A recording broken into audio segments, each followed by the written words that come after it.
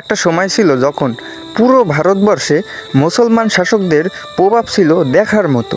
দিল্লি থেকে শুরু করে বাংলা, আফগান থেকে মোগল, চারদিকে মুসলমান শাসকের আর সংস্কৃতি ছিল স্পষ্ট। কিন্তু আজ ভারতবর্ষে মুসলমানদের সেই প্রভাব, সেই আধিপত্য প্রায় বিলুপ্ত হয়ে গেছে। তো বন্ধুরা, আজকে কথা বলবো ভারতবর্ষের পুরনো মুসলমানদের শাসকদের নিয়ে। কেন তাদের পতন হয়েছে, কেনই বা তারা ভারতবর্ষে শাসন করেছিল। অষ্টম শতাব্দীর দিকে আরব ব্যবসায়ী ও সৈন্যরা ভারতবর্ষে প্রবেশ করে। তারপর আসে দিল্লি সুলতান কুতুবউদ্দিন আইকাইব, আলাউদ্দিন খুলজি, মোহাম্মদ বিন তুগলক।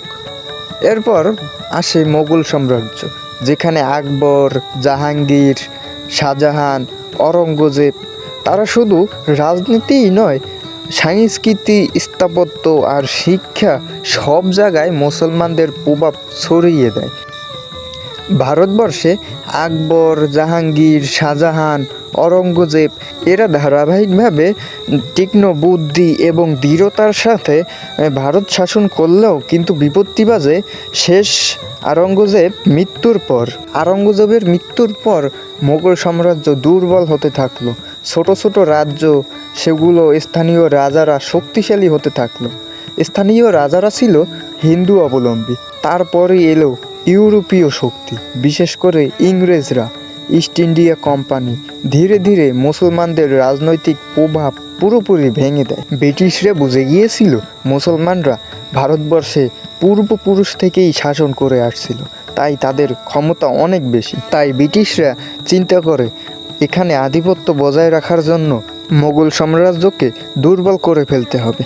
যেহেতু ভারতবর্ষে হিন্দু জনগোষ্ঠী বিশাল পরিমাণে একটি সংখ্যা ছিল, তাই তারা স্থানীয় রাজাদের সঙ্গে চক্রান্ত করে এখানে হিন্দু ও মুসলিমদের মধ্যে দাঙ্গা বাজিয়ে দেয় এবং বিভাজন তৈরি করে। তাই 1757 সালে সিপাহী বিদ্রোহ হয়।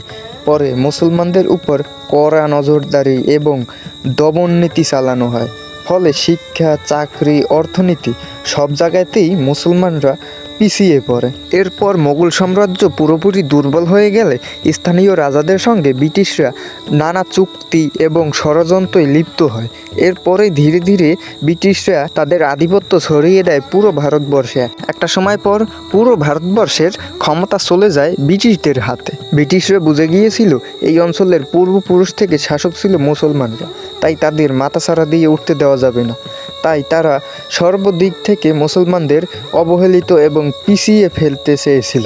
ব্রিটিশরা ভারতবর্ষ 200 বছর শাসন করার পর, দ্বিতীয় বিশ্বযুদ্ধের পর আর কখনোই তারা শাসন করার অবস্থায় ছিল না। তাই তারা 1947 সালে তারা ভারত ত্যাগ করেন। কিন্তু চলে যাওয়ার আগে এই অঞ্চলকে দুটি ভাগে বিভক্ত করে ফেলে, একটি পাকিস্তান এবং একটি ভারত। অর্থাৎ ভারতবর্ষকে ভেঙে ফেলা হয়েছিল তখন।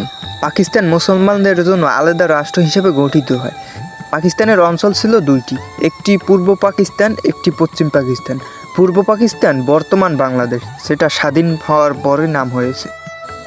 ভারতে যে মুসলমানগুলো রয়ে গেছে তারা সংখ্যালঘু হয়ে থেকে গেল।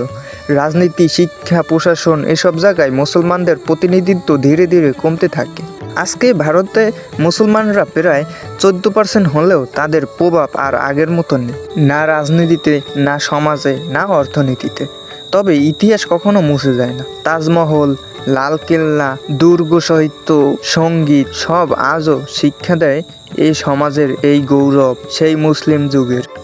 সময় বদলায়, ক্ষমতা বদলায়, কিন্তু ইতিহাস স্মৃতি হয়ে থাকে। ভারতবর্ষে মুসলিমের ঐতিহ্য আমাদের উপমহাদেশের অবিচ্ছেদ্য অংশ। তুমি কি মনে করো মুসলমানদের সেই প্রভাব আবার ফিরতে পারে? আর যদি ভিডিওটি ভালো লাগে তাহলে একটি লাইক দিও, শেয়ার করো আর সাবস্ক্রাইব করো আমাদের এই চ্যানেলটি। ধন্যবাদ সকলকে, সবাই ভালো থাকো।